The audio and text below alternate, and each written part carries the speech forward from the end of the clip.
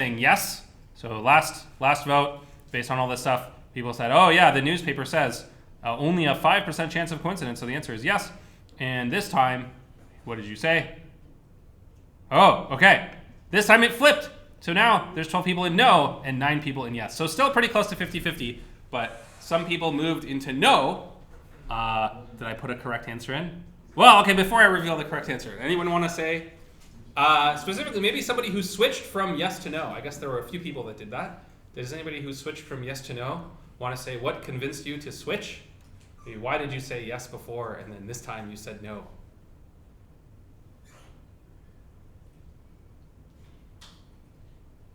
Anyone? Some people switched. If nobody switched, the vote would not have changed.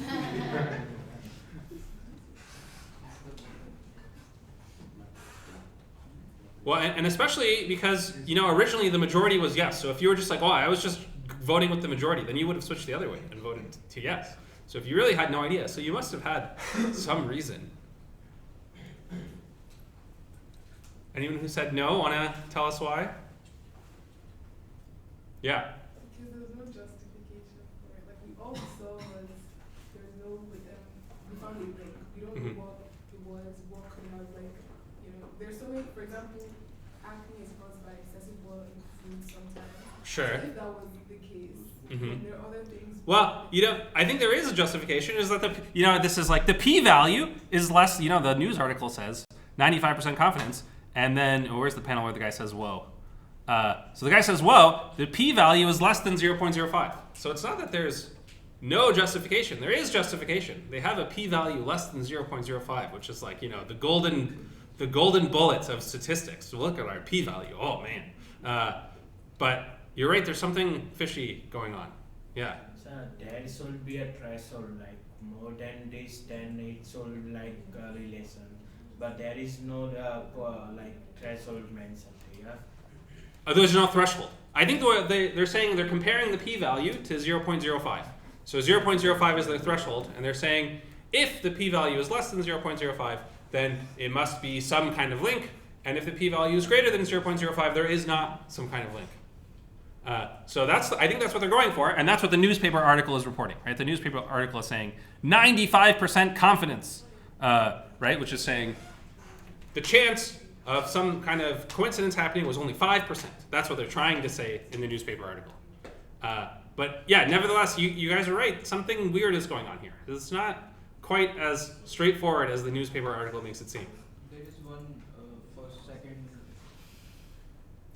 It was shown that we found no link between jelly beans and acne. Yeah, right. Because the newspaper article doesn't say jelly beans cause acne. It says green jelly beans cause acne. So I agree. If the article said jelly beans cause acne, totally lies.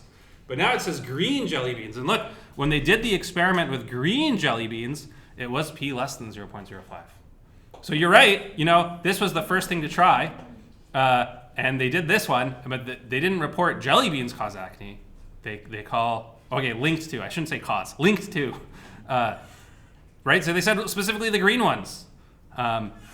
So yeah, it's true. Maybe this is evidence that jelly beans don't. I guess maybe working as, you could think of, if jelly beans don't, what's the difference between green jelly beans and regular jelly beans? Is the green part doing anything? Food color. Then green anything would cause acne, right? Could we go check some green other types of candy? That would help us find out. So you might know that the green stuff in the jelly bean should not be too different than the regular jelly bean, and then you are using something you know about jelly bean. But let's pretend we don't know that. I think there is some other stuff going on here. Yeah, this is a good discussion. Anyone else have? Yeah. So maybe the food color is causing acne. Maybe the food coloring is causing. Yeah, it's possible. It's definitely possible. However, based on what's here, I think the correct answer is no, which most of you guys picked. Let's see. Did I select no? No. Why is it no? Well, I want you to count the number of experiments they ran. 1, 2, 3, 4, 5 in this column. And then 1, 2, 3, 4 rows. Did they do 4 rows or did they do more than 4 rows? 1, 2, 3, 4. Yeah, 4 rows. So how many different experiments did they run? 20. What does the p-value tell you? It tells you if there is no relationship, what is the chance of this happening? And a p-value of 5% means 1 out of 20 times something will happen, right? So a p-value of 0.05 means 1 out of 20 times you should expect to see something like this. Look, they ran the experiment 20 times. They ran the experiment 20 times, and one time they got a p-value of 0.05. That's exactly what happens when there is no effect. So the p-value, it's not telling you that there definitely is something. It's saying, what is the chances of this happening? And saying that it happens 1 out of 20 times, well, if you run an experiment 20 times and something that should happen 1 out of 20 times happens once, you should not be very excited. This is kind of a boring result. So I think you guys were right here. And the problem is these people were sort of using the p-values incorrectly. Like if you repeat the experiment over and over again, you need to account in your experiment for the fact that you ran it 20 times, right? So how exciting something needs to be for you to say, hey, I think there's a link, needs to take into account the fact that you ran it 20 times, right? So this is called multiple hypothesis testing. Let's make a new thing here. So multiple hypothesis testing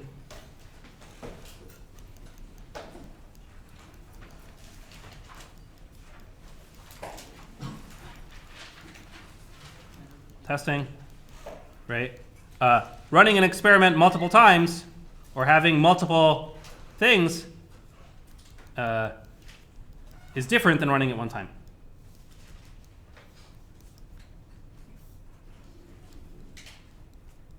Multiple times versus once is different. So when you do that, you can't just do the p-value for each experiment and say, hey, I found one. You have to kind of do, you're going to say, I'm going to run all the different colors, and then the threshold for which one is the most exciting, the p-value will change. Okay, where did that thing go? Okay, so that's that. Let me see if I can find this thing again. Okay. This p-value thing is quite slippery. So it's good to make sure we understand what we're talking about. So the p-value, normally people use p less than 0.05. They use that to mean that is significant. Significant. But I think it's very easy to misunderstand either the words significant or these p-values. Let's do a little sanity check here and see what do we mean when we say significant anyway. So which of these is the closest to the definition of the word significant when used in this context? So when someone says the effect was significant, or they're saying the p-value is less than 0.5 for the jelly beans, what are they actually trying to say? And there's a lot of ways to misunderstand this. I might have done this question earlier, but I think it's super, super relevant. You must know this and not mix it up if you misunderstand what the p-value is. For example, what it said in the headlines when someone says 95% confidence, only a 5% chance this was due by chance. The newspaper headlines were both misinterpretations of what the p-value means. So the newspapers get this wrong all the time. You are a data science student. You should not get this wrong. Okay, I will give you a timer for 1 minute here to try to remember what does it mean when they say the effect of the green jelly beans is significant. What do they mean?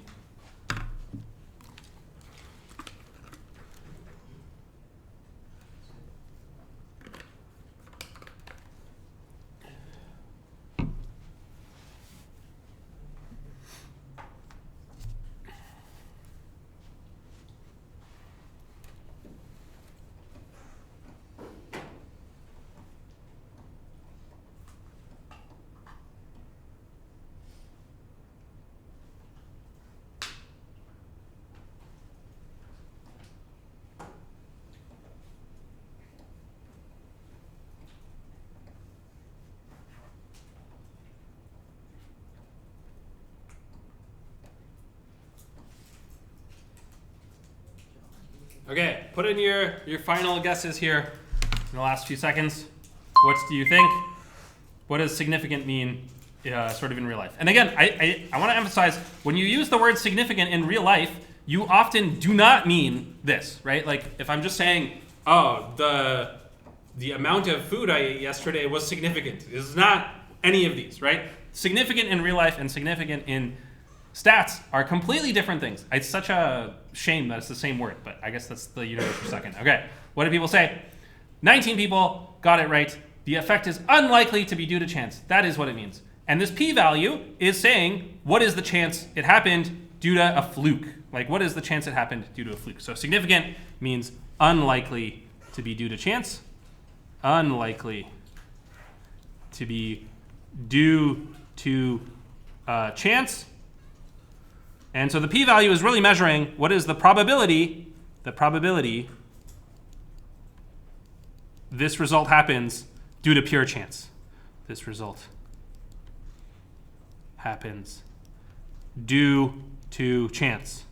Okay, and this phrase, due to chance, is saying, okay, imagine a universe where there was no effect and calculate the chance of observing what we observed in this universe. This universe is sometimes called the null hypothesis. So due to chance in both of these sentences means the null hypothesis. So I'm going to make a little graph here, and I'm going to think of, here is real life, which is, real life is going to be this cloud, okay? That's real life. And we're going to imagine an alternate universe that I'm going to call the null hypothesis universe. Null hypothesis universe.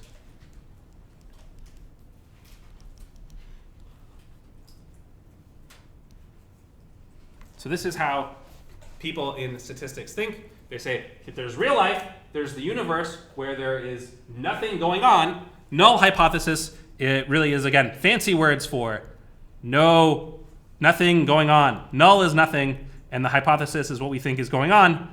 The null hypothesis means we think nothing is going on, right? And in both of these universes, you get some data, right? So in the real life, you actually get n data points. And then you compute some statistic. A statistic is just a value we care about. Statistic. This is a value we care about. That's what a statistic means. One number that we care about.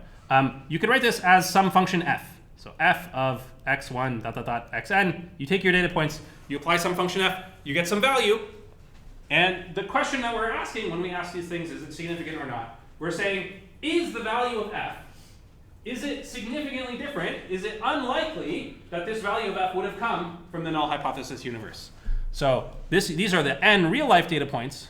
These are the real data points.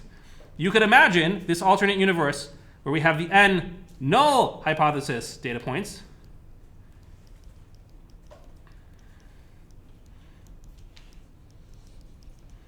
And that gives, some function f of x1 to xn. And we're comparing these two values. So we have these two universes. We can't directly compare the universe, but we can compare these two values. So we have the data coming from the null hypothesis and the number, the statistic we get from the null hypothesis. And we're comparing these two numbers. And the p-value tells you how likely is the value in real life compared to the probabilities from the null hypothesis universe. So the p-value is exactly this question, the p-value. The p-value is how likely is the real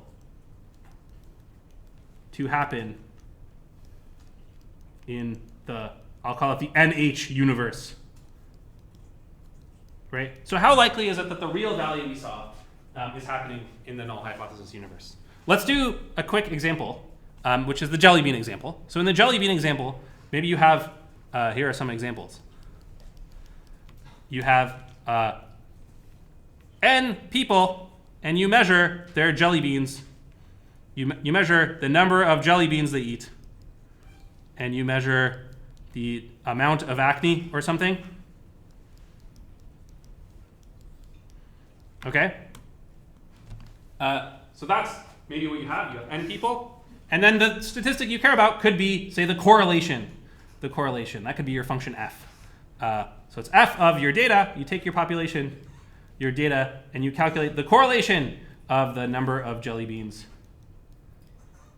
with the acne, right? And if this correlation is large, then you're like, oh my goodness, the jelly beans are related to the acne. And you're going to compare this to calculate the p-value. You compare this correlation to what it would be in the null hypothesis universe, and you have to say what the null hypothesis universe is. And in the null hypothesis universe, probably in this case, you have the jelly beans and the acne are independent. The null hypothesis the jelly beans and the acne are independent. Okay. And you can compute the same thing, and then you can ask for what the p-value is. So this is the real life versus the null hypothesis in this example. Okay. And the thing that was sort of done wrong in the comic is they cheated, and they, instead of doing n people, they secretly did n people times 20 experiments, right? They did 20 different jelly bean colors. And so in real life, they actually did n times 20 experiments. And if they were going to be fair, they should have had a null hypothesis of repeating the experiment 20 times, right? So if they had also done 20 times over here, that would have been the fair thing, right? You want to compare what you did in real life to the version of real life where the null hypothesis is true. That would be repeating the experiment 20 times. And that would have changed the p-values. So you can't just compare it once and do it over and over again 20 times. That's not a fair comparison. You really want to match the null hypothesis with what you're doing in real life. Okay, so that's the jelly bean thing and what they did wrong. And the question we're going to answer today is, how do you compute this stuff anyway? So they, in the thing, they just said, oh, the p-value is this or that. But they had to actually compare this correlation to the theoretical correlation, right? The null hypothesis correlation. Must calculate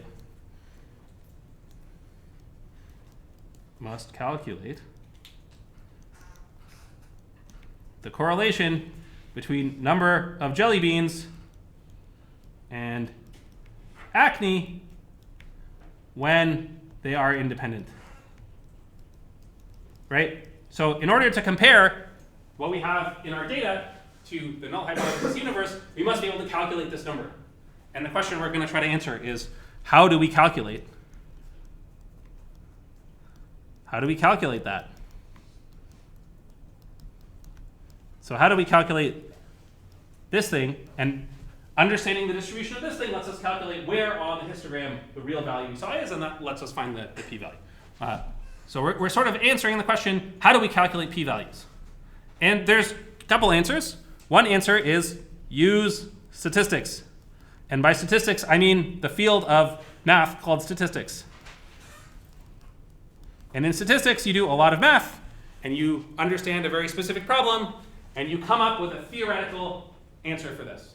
So for example, for correlations, we actually saw this earlier in the course. When we did linear regression, the correlation is equal to one of the coefficients. It's the beta 1 coefficient. And we saw there was a formula when we did linear regression for the confidence interval of beta 1. So e.g. confidence interval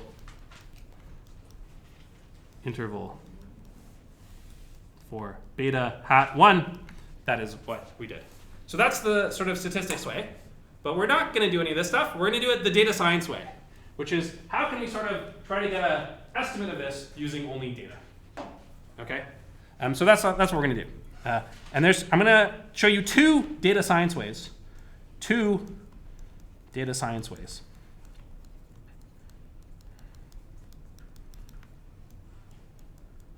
And the two ways, I call them Monte Carlo. I'll say Monte Carlo more specifically for the null hypothesis. And the other way that you've seen the video on already is bootstrapping. And these are both ways to answer, let's see how much variability there is in some amount. So if you have some number and you want to know if it's significant, you have to kind of generate a distribution and say what is the p-value sort of, and that's what we're going to answer. Okay, so Monte Carlo for the null hypothesis and bootstrapping. That's the overall high level, and that was the first example, was this thing with the jelly beans. Any questions or comments so far? Yeah. So I'm actually not understanding why we're doing a funny experiment. So if we're only doing a green jelly bean, Yeah. so, and the p-value was like less than 0.05, Yeah. and that's significant. Yeah, that's right. That's true. So what you're saying is, I think what you're saying is, look, let's go to the comic. Yeah, this is a very good point, right? If they had done the first experiment, and the very first thing they did is they're like, I think it's only the green jelly beans. And they had only done it on the green jelly beans. And they got a p-value of less than 0.05, then then they did the statistics correctly, and they could say the effect is significant, right? But that's not what they did, right? So they did this trick of repeating the experiment 20 times, and they found in 20 trials, they found one trial where what happened was a 1 out of 20 occurrence, right?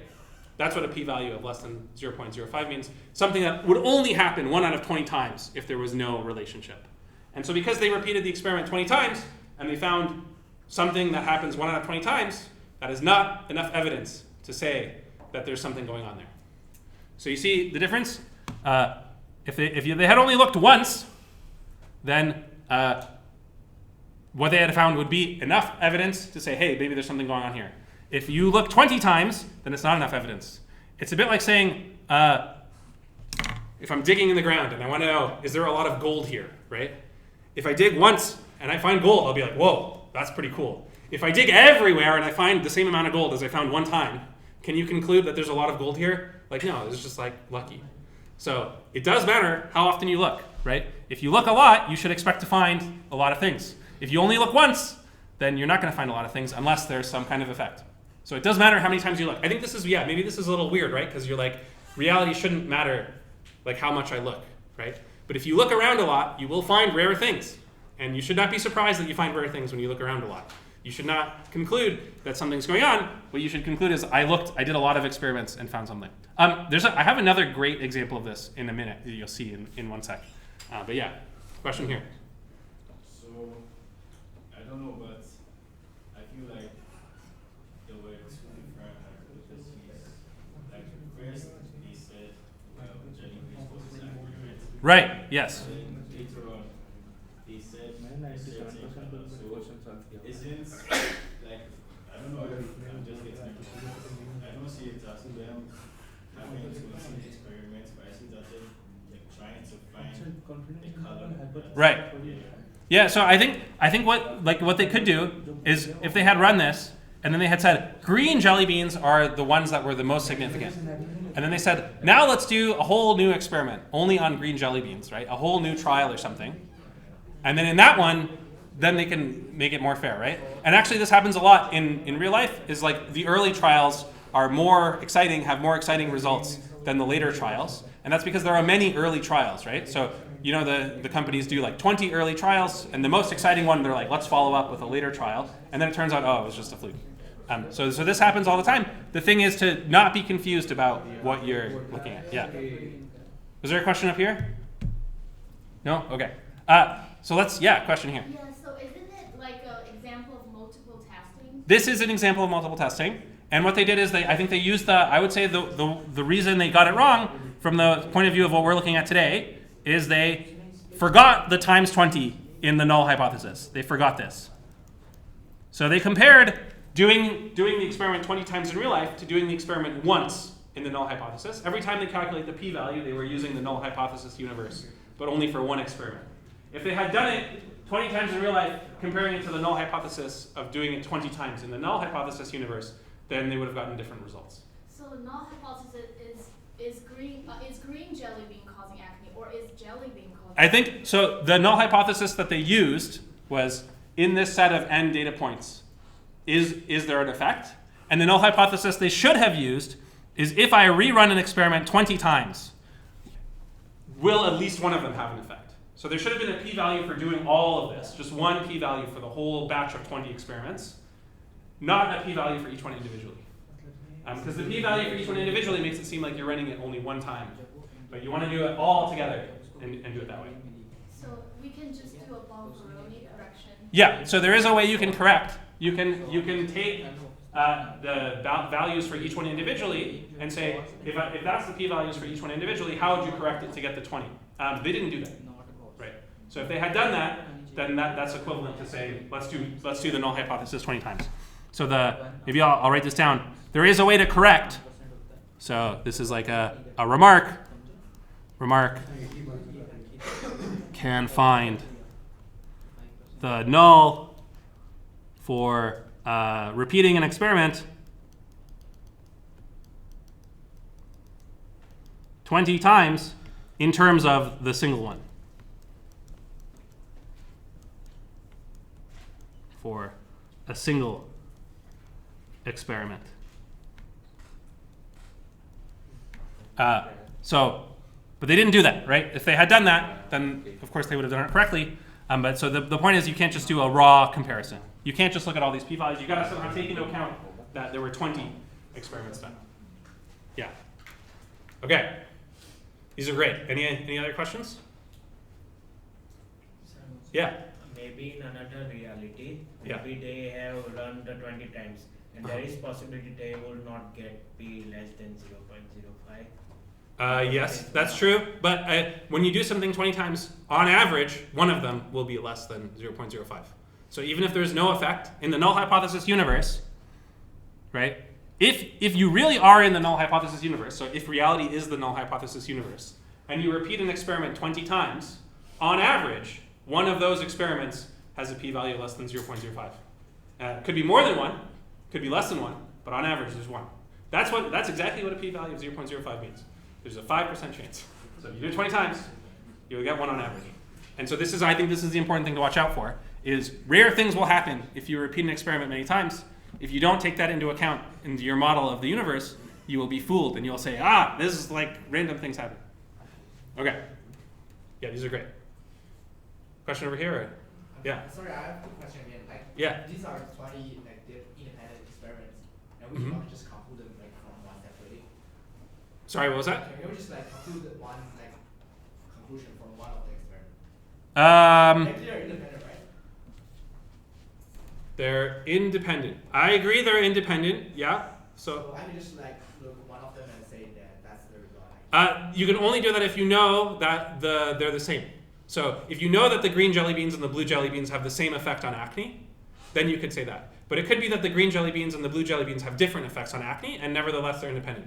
So the green jelly beans cause you to have a lot of acne, the blue jelly beans don't cause you to have a lot of acne, so they're not the same. So what you're saying is true only if you know that all the jelly beans are equally causing the thing, right? They're not independent.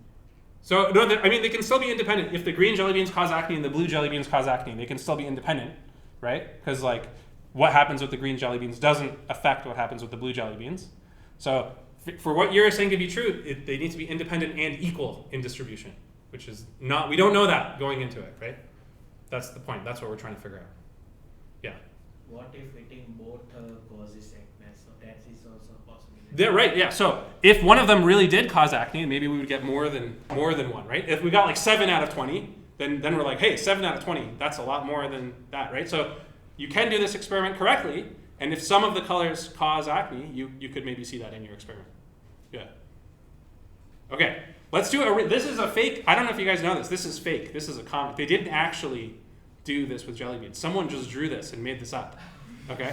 But I want to show you something that is real and is sort of related to this. So here is the first example, and I'm going to show you this method first, this Monte Carlo method. This is what we're going to do first. And here is the real life example that I came up with. So there's real life. Once again, there's real life, and there's the null hypothesis. I'll tell you what the null hypothesis is in a minute, but here is the data.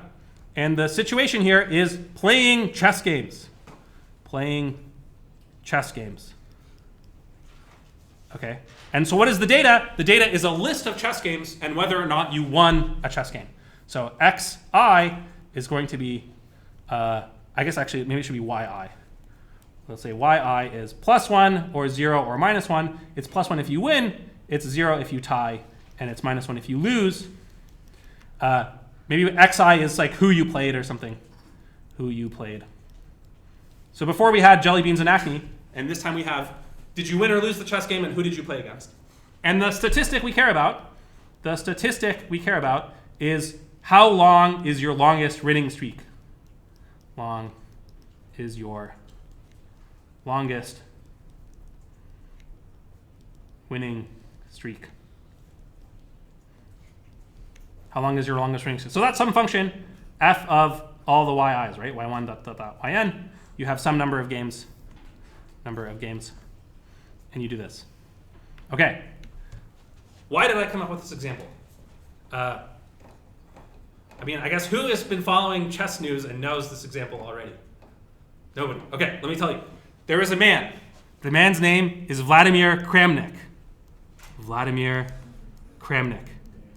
Vladimir Kramnik was the world champion of chess in the early 2000s. Now he is an old man. And what does Vladimir Kramnik think about the current state of chess? He thinks everybody is cheating at chess. So he looks at a sequence of games and he says, your longest winning streak, you won 50 games in a row. The chances of winning 50 games in a row, in some videos he says, the chances of winning 50 games in a row, the chances of winning 50 games in a row is 1 out of 10,000 or whatever. He calculates something and he says it's mathematically proven. The chances of winning is 1 out of 10,000. And then this is the interesting part. And he says, therefore, you are cheating. You are cheating. So this guy is very concerned that other people are cheating at chess. And he looks at their games and he says, you could not have possibly won 50 games in a row unless you are cheating. So his version of real life, he's saying, I think you're cheating. And then when we calculate the statistic, we get things that only happen 1 out of 10,000 times. So you must be cheating. What is the null hypothesis in this case? The null hypothesis is you're not cheating. The null hypothesis is not cheating. Okay. And this is the problem with this thing. Vladimir Kramnik, when he does 1 out of 10,000, he means exactly for those 50 games. So he says, game number 1 in your 50 game streak, game number 2 in your 50 game streak. I multiplied all the probabilities together, I got 1 out of 10,000. But if you play many games, so if n is a very large number, there are many possible streaks of 50. So Vladimir Kramnik is actually making the same mistake as the jelly beans. Except instead of running the experiment 20 times, it's like running the experiment 1,000 times. And so very specifically, there is a sequence of games where n, I think, is in the tens of thousands. N is in the tens of thousands. And you can ask, what is the chance of seeing a streak like you did? And this has been in the news recently. So there is a professor at the University of Toronto who is a well-known probability guy, Jeff Rosenthal, who's written many books on probability. Actually, his biggest claim to fame, the thing he's most famous for, is he owns the website probability.ca. So he is the most famous probabilist in Canada, I guess. Okay, so, and he's saying online chess is popular. There's allegations of cheating. In particular, concerns about cheating were raised by world champion Vladimir Kramnik about a streak of 46 games played by top-tier player Hikaru Nakamura, a player named Hikaru, of which he won 45 games and tied 1. So Vladimir Kramnik says, you played 46 games. Out of those 46, you won 45 and tied only 1. The chances of that are 1 out of 10,000. Therefore, you are cheating. Okay, so how are we going to investigate whether or not he is cheating? Here's what we're going to do. We're going to use the null hypothesis of no cheating to calculate how long is the winning streak. So we're going to calculate how long is the winning streak in the null hypothesis universe. Okay, and then we're going to compare them. So we're going to say, look, there's the real life winning streak. That's what we saw in real life. And then there's the null hypothesis winning streak. And we're just going to compare which one is bigger. And actually, we're going to do this many times. We're going to repeat this many times. So how long is the winning streak? We're not just going to get a number. We're going to get a whole distribution. So maybe we're going to get a histogram.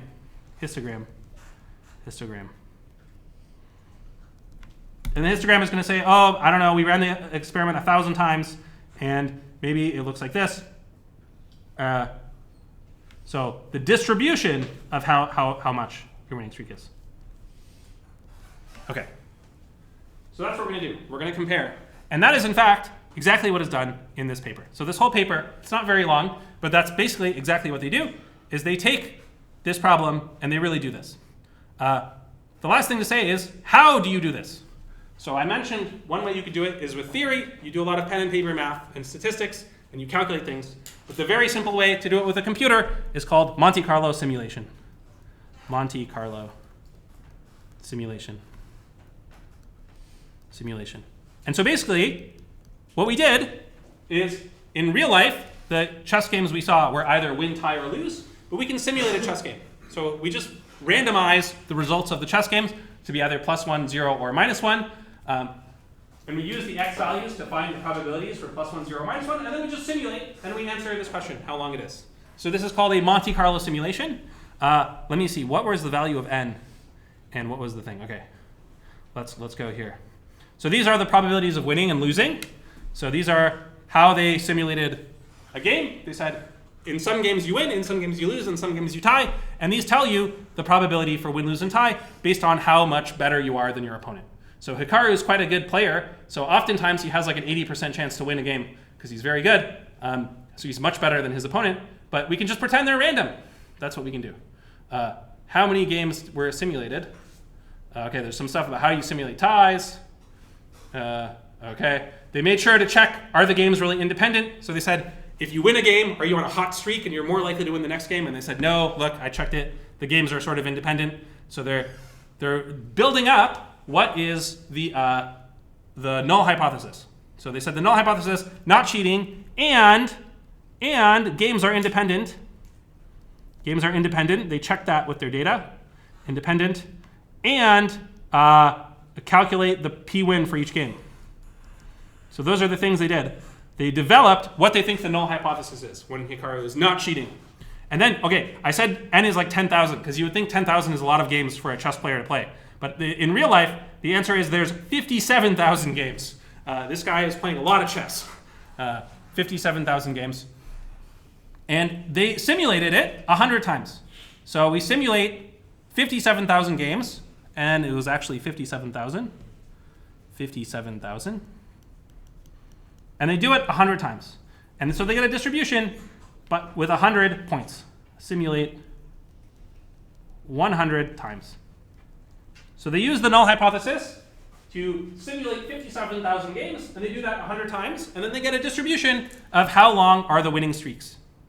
Okay, and here's what they get. I'm going to scroll down to the distribution. So here is the simulation. The blues are the number of occurrences in 100 simulations of the win streak. And what they have plotted for all his win streaks, so every time there's a long streak of wins, on the x-axis, they have the chance, 1 over the smallest streak probability. So 50,000 means that's a win streak that has a 1 in 50,000 chance of happening. Okay? And 100,000 means that's a win streak that has a 1 in 100,000 chance of happening. Okay? And so that is the numbers that this guy was complaining about, right? So Vladimir Kramnik was saying, oh, it's a 1 in 10,000 chance. That means you're cheating. But actually, if you look at the simulations, you will see that 1 in 10,000 happens quite often. So a lot of times, there's 10 streaks. There were 10 simulations where like a 1 in 10,000 thing happened. And that's because in a sequence of 50,000 games, having a 1 in 10,000 thing happen is not that unlikely, right? You have 50,000 bites at the apple for a 1 in 10,000 thing. So these were the simulations they got. The red line is what we saw in real life. And now you can ask yourself, is the red line really unlikely? Well, no, not really. Like if you look at the simulations, the red line is not that crazy. It kind of matches what we think. If the red line was all the way up here, then you would say, okay, maybe there's something fishy going on. But the red line is square in the middle of all the simulations. You could calculate the p-value. The p-value is like how many things are more extreme than the red line. The p-value here would be the ratio of counting all of these occurrences divided by 100. I think it's going to be like 0.3 or something, like 30%. Nothing to write home about. Yeah. Sir, is the 57,000 playing games or is the 57,000 winning streak? No, 57,000 is how many games he played. The winning streak is like 40. Yeah. So, sir, according to reliability, yeah. Magnus Carlsen is also cheating. Yeah, right. So I guess I don't know. Magnus Carlsen does not play as many games online. Yeah, So this is the problem. There's like this guy plays the most number of games out of anybody, 57,000. And in a 57,000 game sequence of playing games, there's going to be some weird stuff somewhere in there, right? Only because 57,000 is such a large number that things that are very unlikely will happen. And that is why he got accused of cheating. Because they're like, look at this weird stuff that happened when you played on December 3rd. And they're like, well, I played 57,000 games. Some of them are going to be weird streaks. And this paper is showing you that it's not that weird. So this is the first method.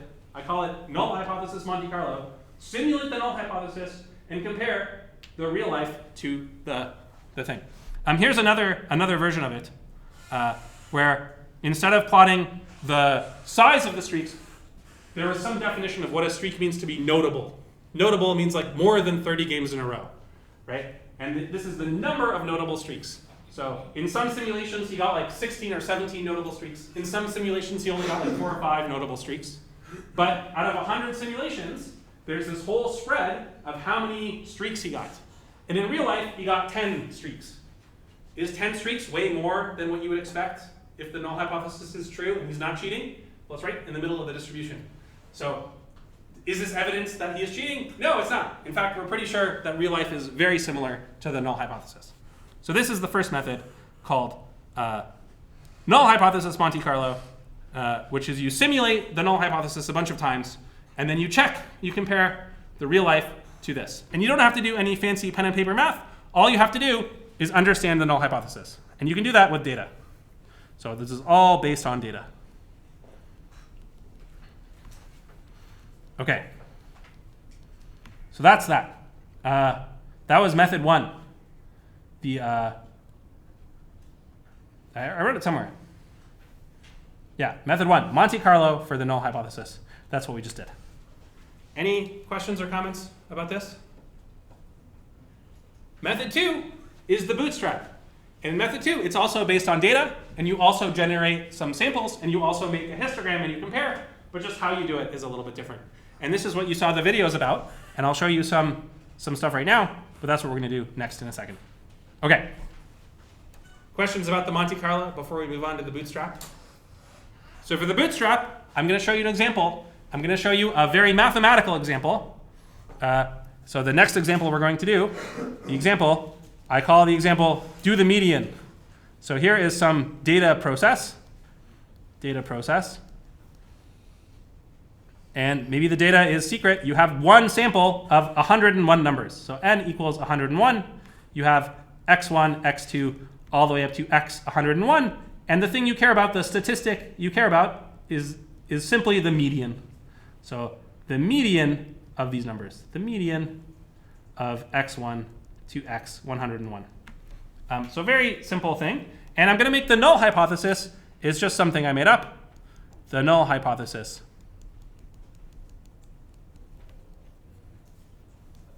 is the x's are independent, and each x is uniform from -1 to 1. So in real life, you don't know how the data is made. Maybe you have some hints, you know some things for sure and some things that are not for sure. But the null hypothesis is that they don't depend on each other, and each one of them is between -1 and 1. And then we're going to ask, okay, if you computed, you have null hypothesis data, if someone was going to generate this, what would be the median? And you would say, okay, is the median large or small? So for example, if you imagine these are jelly beans and someone says, I got a median of 0.1. Right? So the numbers are between -1 and 1. They get a median of 0.1. And then you got to say, do you think 0.1, do you think there's something going on with the data where it's not just between -1 and 1? Or is 0.1 something you would typically get if the data was like this? So you could ask the question, is the data, so this is like the data, this is like real life, and this is the question, is the real life different than the null hypothesis? Okay, so that's the question. And I picked the median function. You'll see the median function is a little bit harder to analyze than the mean function. Earlier in the course, we did a problem that was kind of similar to this with the average. We were averaging numbers, and when you're averaging numbers, you can find things with the standard deviation and stuff. But for the median, it's a little bit tricky. Okay, so is the question sort of clear? Okay, let me show you the little computer simulation that I made for these things. So I made a little computer simulation for these medians, and so I have number of each thing, 101, and I was pretending they're jelly beans. So here are 20 samples of the jelly beans, and you might say jelly bean type 0 all the way up to jelly bean type 19. That's 20 different samples. And you'll notice jelly bean number 11 is 0.2. And so you might say the jelly bean number 11 has an effect size of 0.2. And then you might write a newspaper article that says, that's so unlikely to happen.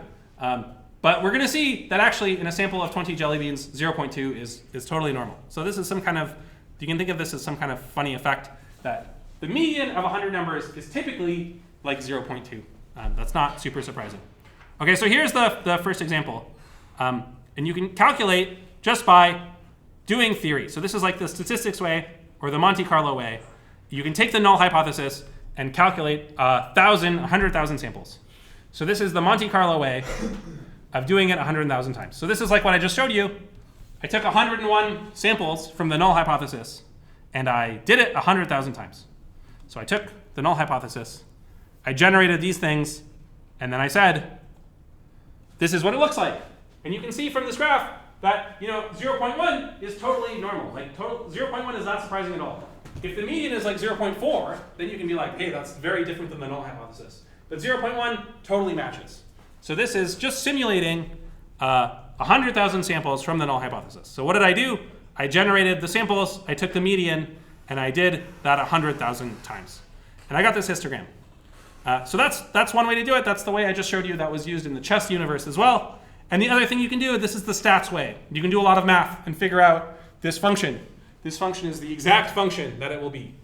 You have to know something called a beta random variable. So there's a funny function here called the beta function, and you can get this exact formula. But either way, this tells you exactly what's going on in the null hypothesis, and then you can figure out for any real-life data what is the answer.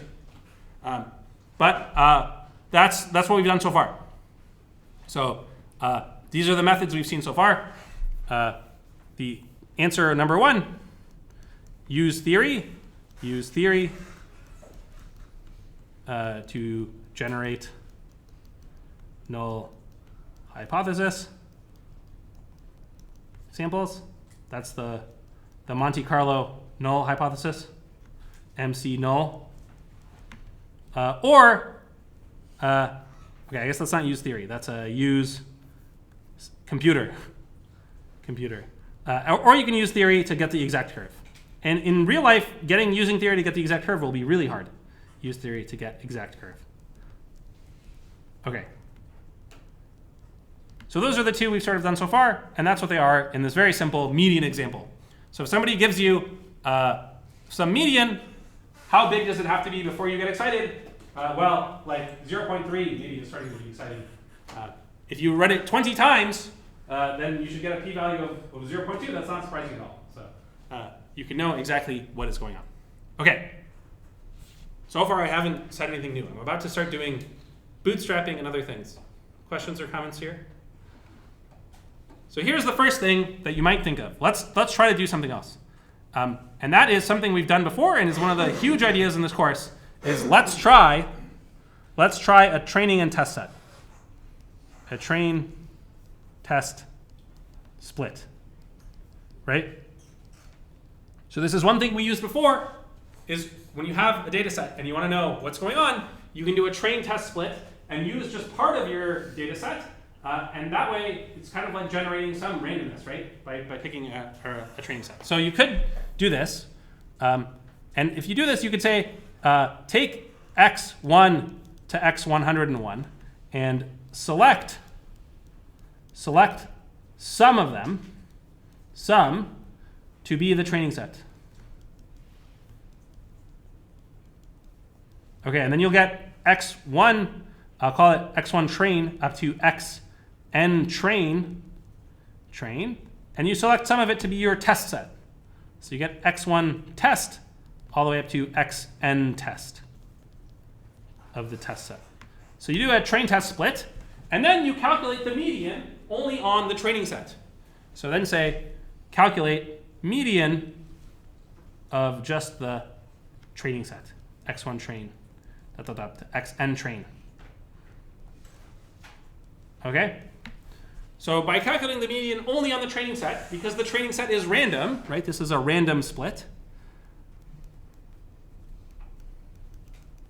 Then the median will move around a little bit. So instead of having just one number from real life, by doing this train test split, now I can have a whole bunch of numbers. This will depend on the training set. Depends on the training set.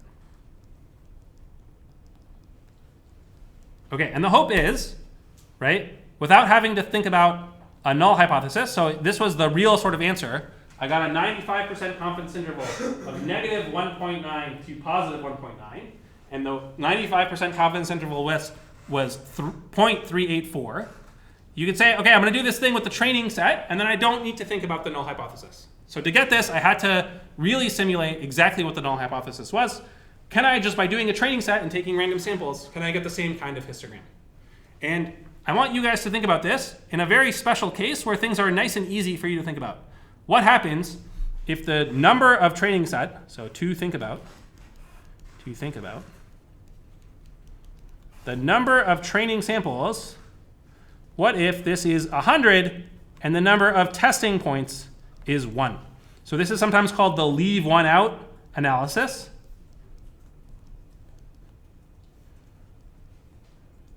You make the training set as big as you possibly can without being the entire set. So the entire data set had 101 points. This thing I'm doing is 100 points, and I'm doing the median of 100 points from the data set.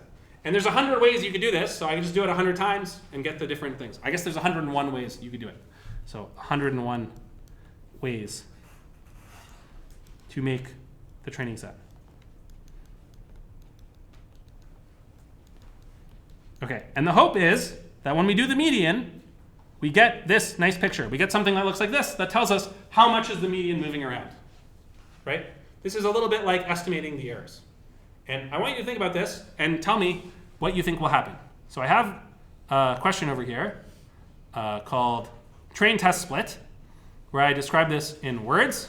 So we're trying to figure out how much variability there is when we do the median of 101 data points. We use a train test split where the training set is 100 data points and the test data is 1 point. What will the variability of the statistic tell us about in this case? So how will we know what is the variability in what we're trying to figure out this out? Okay, I'm going to give you a couple of minutes to think about it. You know the definition of median, because it's like the first thing you learn in elementary school. Let me give you like 2 or 3 minutes here to think what would happen. Okay, and so you have a couple different things. What will the variability tell us? And the setup is exactly this setup over here, the leave one out analysis. Okay.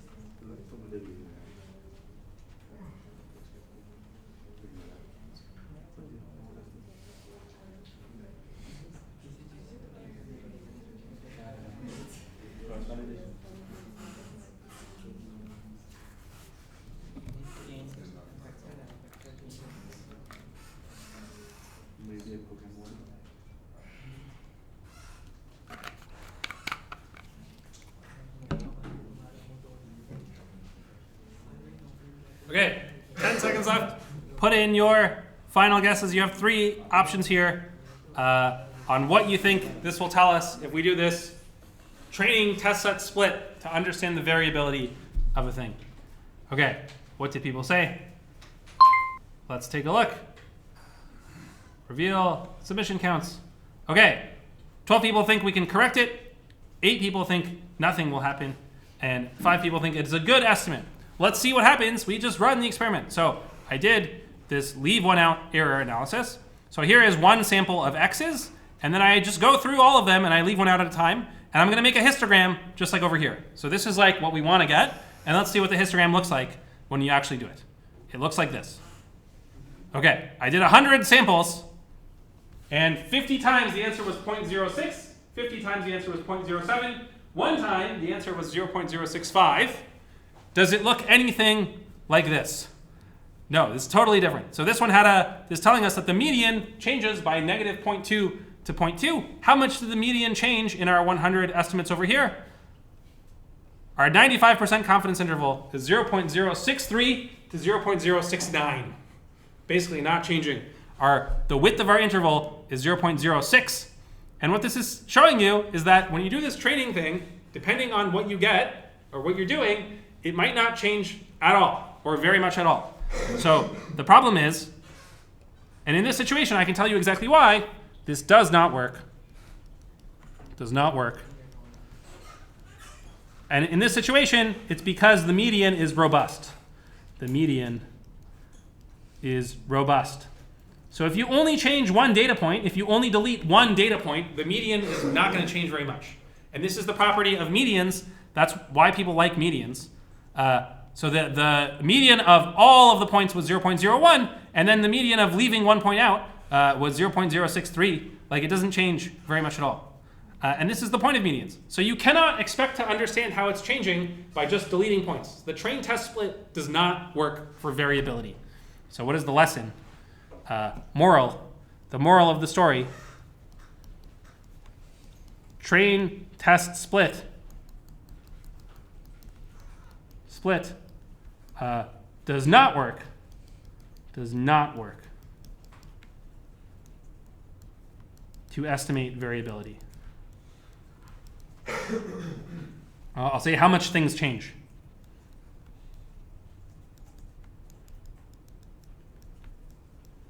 So if you want to know how much things are changing, this train test split thing does not work.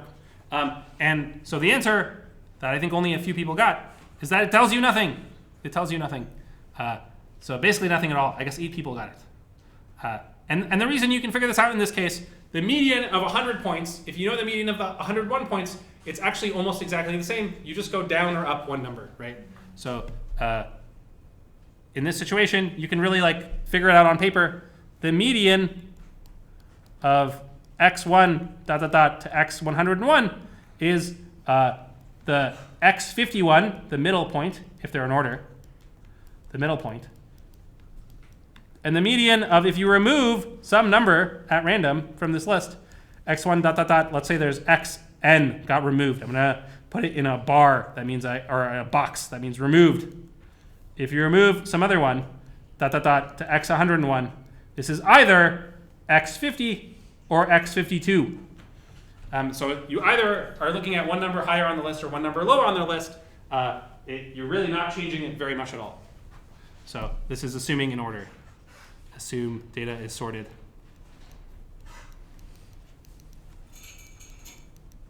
So doing this removing a point or removing a bunch of points is not going to work. And in fact, let me show you in the thing. Here's ordinary validation. So here I did a 90% training set. So I removed 10% of the data, and you get something like this. And you see that the confidence interval is too small. So it says that the width is only 0.3, and it's kind of more narrow. And that's because the median does not change very much when you remove points. So doing a training set does not work for this. Another thing you can try to do is k-fold cross-validation. This also does not work. So here it is with cross-fold validation, and it's even smaller. So when you do these averages and stuff, it does not tell you the variation. It's a good estimate for what the median is, but it's not a good estimate for how the median is changing. And so the moral of the story is we need something new. Train test split does not work. So you should really call this whole thing, let's try train test split. You should write in your notes, does not work. Does not work. Okay, so what does work? What does work is this new thing that you saw in the videos called the Bootstrap. And the Bootstrap is a different way to make a sample. It's like train test split, but it is a sample that will sort of respect variability better. So this new method is called the Bootstrap samples. So Bootstrap data generation. And this is the third cloud that we have to go along with our two things we've done already, which is the real life data generation, where we collect data, and the null hypothesis. This is a new way of making data, the Bootstrap way. And with the Bootstrap way, what you do is you sample with replacement. This is the important thing. And that means that you sort of, when you take a sample, you can sample some points more than once.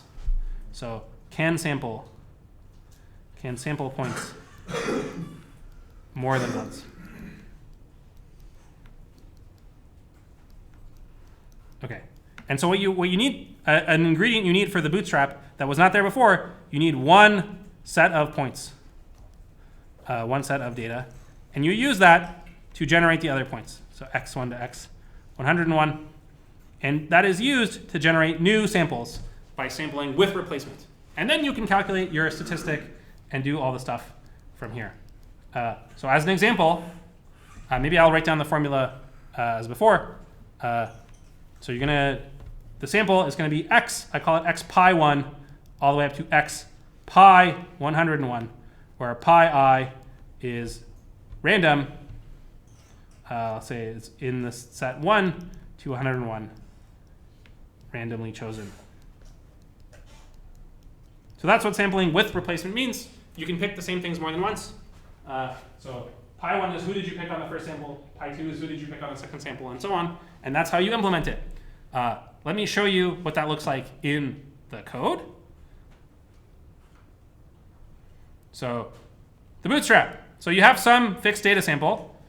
Here it is, some sequence of x's. There's 101 of them. And the Bootstrap sample is you do this thing, right? So it's a very, very simple formula. Random.randint is telling you make those random numbers between 0 and n, and just return that. So those are the pi's. In Python, the command for these pi's, pi equals random.randint between 0 and 101. In Python, you start at 0. That's why it says 0. But that's all I did. I just sampled them, and I took the median. And if you look at what happened, so you get this thing, and the shape of this data is a little bit different than what we wanted, but the size of the confidence interval is about right. So the confidence interval is from negative 0.15 to 0.29. It should have been like this from this one. It should have been this one from negative 0.2 to positive 0.2. And the shape is slightly different, but it's about the right width. And you can prove that, as n goes to infinity, this is getting closer and closer to the real thing.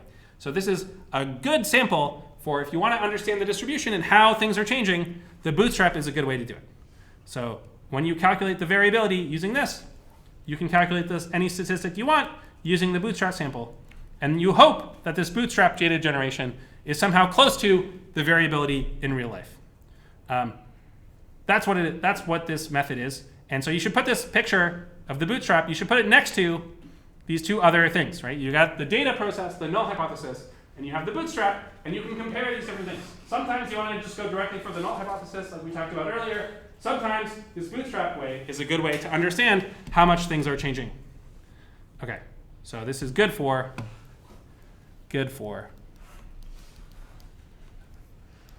how much variability is there in a statistic. Okay, so what this is telling you, for example, is that if you do the median of 100 points, or of 101 points rather, you should expect the median to shift around by negative 0.15 to positive 0.3. So the median will move around a little bit depending on which points you got. And that tells you that if you see a median like 0.2, that's not very significant. Something like 0.2 could happen just by chance. Okay, so that's the Bootstrap. You also saw the video. I think they did an example with like stocks in the video. So they have a nice couple of videos on that. Make sure to check that out.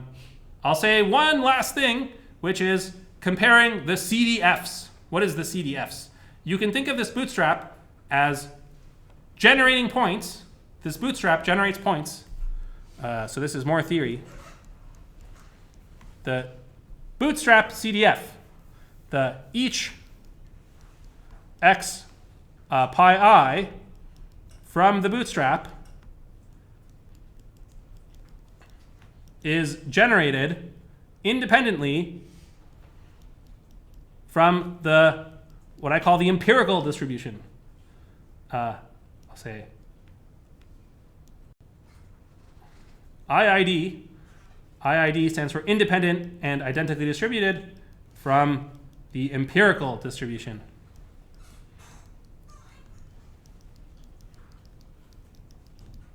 And the empirical distribution has a cumulative distribution function that approximates the real distribution. And I drew that example over here. So this is a little picture for you. CDF stands for cumulative distribution function, which you should know from probability 101. We actually had uniform numbers from -1 to 1. That was our null hypothesis. That's the orange. And when you generate points from the Bootstrap distribution, you're not generating it according to this real thing because you don't know what that is. You're generating it from the data. And the data is this blue CDF. So that's what I call the CDF of the data, or the CDF of the empirical distribution. And the reason the Bootstrap works is because the orange line and the blue line are close together. So this yields, if you want to do analysis on this, you can understand this is close to real data distribution when n is large. Let's say the real generation when n is large. Okay, and this is a useful tool to have in your toolbox. Anytime you need to generate new data, this is one way to do it. Don't use the real life thing. We don't know the real life thing, but you do know the data thing, and that's what the Bootstrap lets you do. Any questions or comments about the Bootstrap? Okay. Next class, we have scheduled a day to catch up on things, so I'll probably fill that in with something at some point. But we're right on schedule, so we'll be able to do some cool stuff starting next week. Make sure you work on your project 1 and fill that in before the due date, and we'll see you guys next Monday.